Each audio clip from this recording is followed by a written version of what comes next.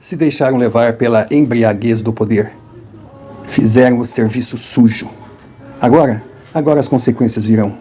E quando explodir, simplesmente serão abandonados à própria sorte, pois, na verdade, não passam de bagaços de laranja, que já foram sugados, sem caldo, perderão a utilidade. Já repararam? O cidadão comum, leia-se povo, ele tem uma forma particular de pensar e enxergar o mundo que o cerca. É algo difícil de se entender se usarmos um mínimo de discernimento ou raciocínio lógico. Para eles, autoridade é uma palavra que transforma aquele que ocupa um cargo em algo que foge das definições normais. Parece que aquele indivíduo, aquela criatura, deixa de ser uma pessoa, deixa de ser um ser humano. Passa a ser uma instituição, uma entidade, uma espécie de máquina. Porque as pessoas esquecem que atrás do cargo, atrás de todo o aparato, existe uma pessoa de carne e osso, com necessidades, com família, com sonhos, com preocupações, enfim, dotada de todas as fraquezas que são inerentes à espécie. E não pensem vocês que aqueles que parecem acima do bem e do mal, protegidos lá no topo, se sentem assim, ou na verdade são assim. Não. Quanto maior a importância da posição conquistada, maior e mais perigosa se apresenta a situação. Eu estou fazendo todo esse rodeio por quê? Porque eu quero falar sobre o STF. Porque eu quero falar sobre o Supremo Tribunal Federal, o STF. Nunca essa casa, esse poder, esteve tão evidente, se destacou tanto, pelo menos na história recente do nosso país. Olha, se pegarmos aí uma década atrás, perguntarmos para qualquer brasileiro se conseguiria citar 3 juízes do Supremo Tribunal Federal, 99,9% com certeza não saberia, mas hoje mais da metade todos conhecem, porque não saem da mídia, que estão sempre com a 3x4 ali, no foco.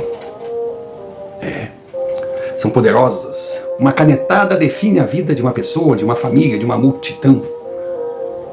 Pois mas existe a lei da ação e reação. Nada é retilíneo e anda num só sentido. Tudo tem a mão que vai e a mão que vem. Aí caímos, no dito popular, nada como um dia depois do outro e uma noite no meio.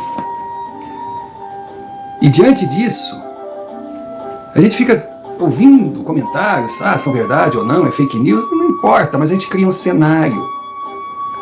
E dentro desse cenário, a gente fica imaginando a situação, se verdade for.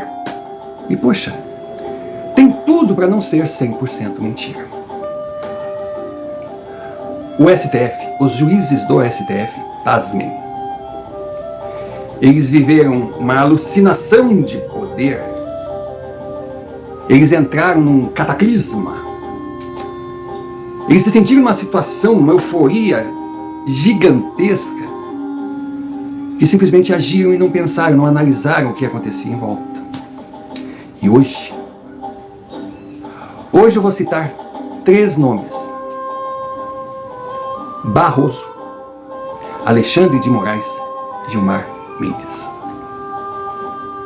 Esses homens, eles estão mais presos do que as pessoas que eles prenderam. Esses homens não têm mais vida. Que Gilmar Mendes transferiu sua vida para Lisboa, o seu patrimônio, os seus investimentos, está tudo lá. Ele, respeitando, lógico, as diferenças, é igual aquele cidadão que trabalha lá em Guaianazes, respeitando as proporções, comparando ao cidadão que mora lá em Guaianazes ou lá em Palheireiros e trabalha no centro de São Paulo. Eles moram lá, mas trabalham no centro. Então longas viagens têm que ser enfrentadas, mas a casa deles nada tem a ver com o centro. É a mesma coisa de Gilmar Mendes. Ele mora em Portugal, ele é cidadão português, mas o escritório dele fica no Brasil, então ele viaja para trabalhar. Quem paga passagem, isso é detalhe, eu não quero entrar nesse mérito. Mas até bem pouco tempo, Gilmar Mendes botava uma mochilinha, saía para passear, ia no shopping em Lisboa, ia no cinema, a vida que ele pediu a Deus, ele podia caminhar, sabe, como um cidadão comum, ninguém o conhecia. Hoje não. Hoje ele não tem mais sossego, hoje ele é parado na rua e hoje ele teme uma agressão física, sim. Tanto que ele, quando está em Lisboa, ele fica mais recluso a quatro paredes. Agora, se ele lá no além-mar está assim, imaginem vocês, Barroso e Xandão. Esses dois não conseguem mais colocar o pé na rua.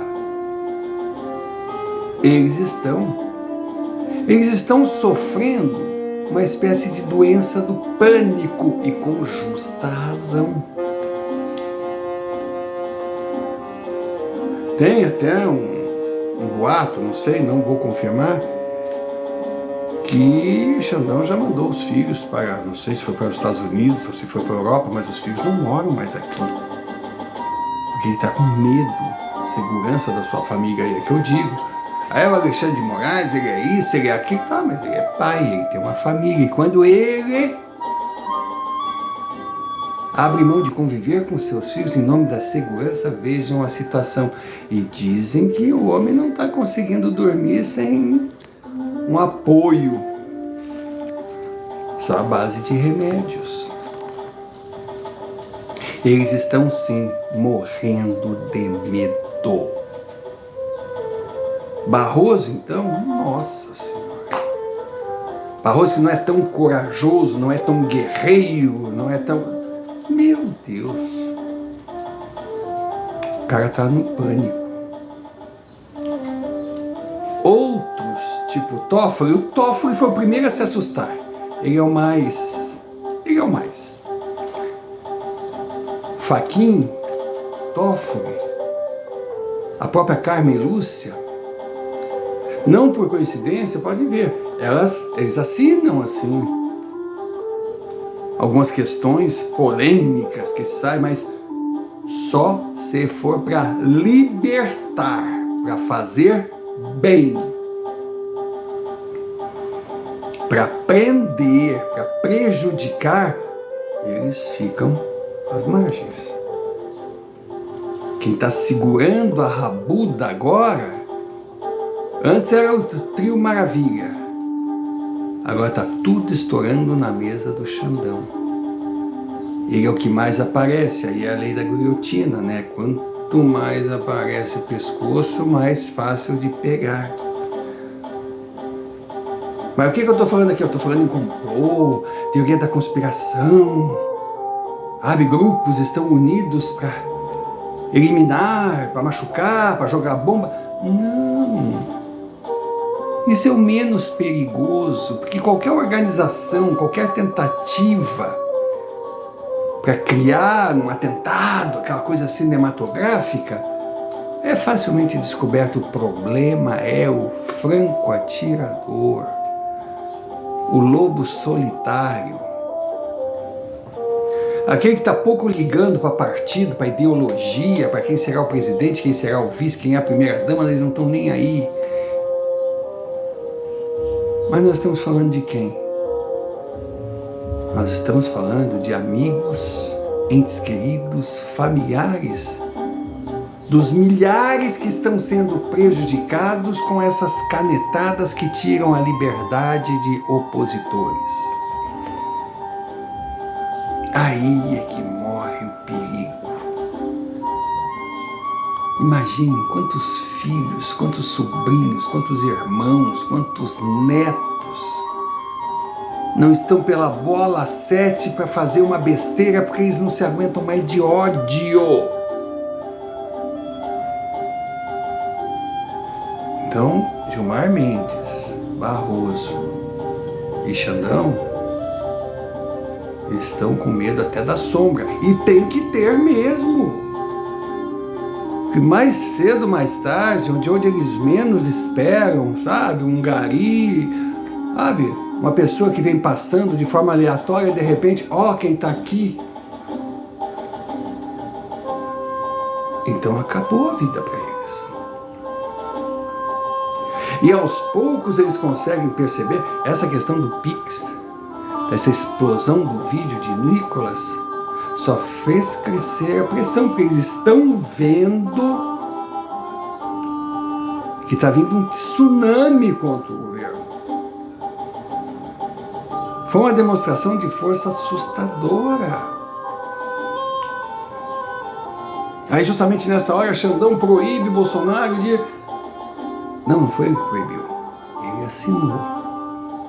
A ordem veio dos patrões. Mas é ele que está na reta. Então agora, além de tudo,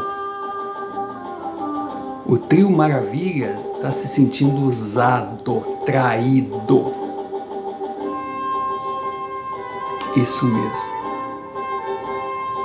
Os que posaram de autoridade, sabe, seres supremos, estão vendo que são marionetes.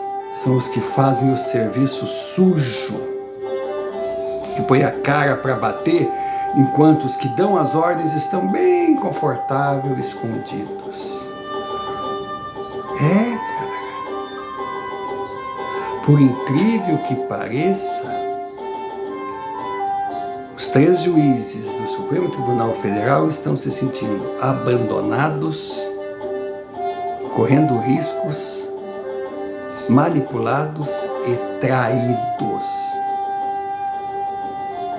E agora, nessa manobra, nessa coisa que está acontecendo, 2025 surge com um ar diferente, agora vem Trump, agora vem um fortalecimento de alguns setores do parlamento que até então estavam adormecidos, aí graças a algumas cacas que o Lula fez, cortando dinheiro, eles já começam a montar um bloco. Aí numa dessas, do nada, aprovam um pedido de impeachment que vai para plenário no Senado. Aí eles perguntaram para Lula, o Maduro lá na Venezuela, quando ele sentiu que a coisa ia cair, ele desmanchou o judiciário, ele botou corda no parlamento, ele fez e aconteceu, escancarou que era ditadura, não ficou tipo vaselina, sabe, em cima do muro, não. E aí a pergunta que foi feita, nós podemos contar que se por acaso a coisa vir contra a gente, se o Senado resolver levar adiante um impeachment contra um de nós, você vai lá e acaba, fecha o parlamento? O Lula, como sempre, disse que não. Mas também não disse que sim. Mas também falou que vai pensar. E se a coisa explodir, certamente ele vai dizer que nada viu, nada sabia. Aí os juízes perceberam no que se meteram. A coisa tá feia pro lado deles.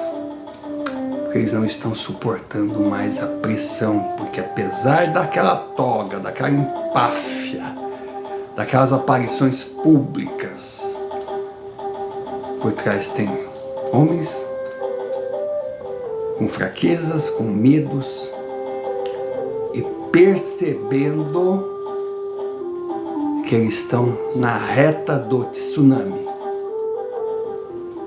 E quando chegar, porque aí é que está o problema, não é mais uma questão de ser. Quando chegar, não sabe ainda qual a força. Mas eles estarão sozinhos. Porque se precisarem de uma ajudinha do executivo, pode ter certeza que ela não virá. Não é segredo para ninguém do quão caro é o STF. Eles têm regalias, aparatos, segurança, prerrogativas que os colocam numa blindagem incrível. Só que tem um detalhe: o tempo não para. E segundo diz a sabedoria popular, quem bate esquece, quem apanha não. E mais cedo ou mais tarde, indiferente à forma, essas pessoas que estão hoje ocupando cargos no STF, se não partirem dessa para melhor antes, um dia perderão esses cargos. E juntamente irão perder toda a proteção. Só que eles pensarão, graças a Deus, acabou, agora eu quero descansar e aproveitar a minha vida. Mas, com certeza, terão aqueles que não descansarão até conseguirem o que chamam de justiça, que traduzindo para o português, nada mais é que vingança. E daí? A quem eles irão apelar? Engraçado como é a vida, né? A vida pronta. Tomara que nunca chegue essa hora. Mas se chegar, eles verão como é amargo provar do próprio veneno.